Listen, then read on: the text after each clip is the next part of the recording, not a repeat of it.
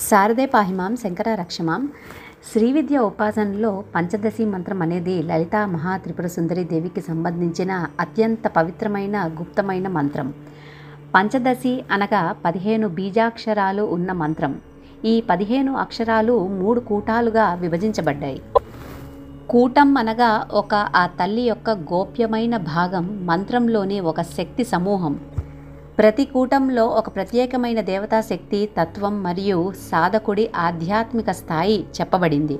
అదే కాకుండా ఇక్కడ శ్రీవిద్యలోని సిద్ధాంతం శివశక్తుల త్రివిధ స్వరూపములు అనగా జ్ఞాన, ఇచ్ఛ, క్రియ మనలో మెల్లగా మేల్కొంటాయని, ఈ 3 శక్తులే మంత్రంలో 3 కూటాలుగా ప్రదర్శించబడ్డాయని కూడా చెప్పబడ్డాయి.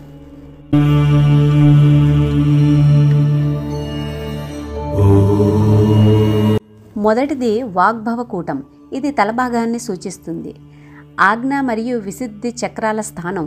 ఈ 2 చక్రాలను శుద్ధి చేయబడుతుంది. ఇది జ్ఞానశక్తి మరియు వాక్ సిద్ధికి సంకేతం.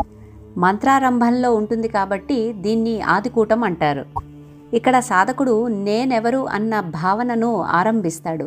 ఇది శివతత్వంకు ప్రతినిధి. రెండవది కామరాజకూటం. ఇది హృదయ చక్రాన్ని సూచిస్తుంది. ప్రేమ, భక్తి, సమర్పణ భావాలు ఇక్కడ మేల్కొంటాయి. సాధకుడు ఇక్కడ దేవిని ప్రేమతో అనుభవించడం మొదలు పెడతాడు.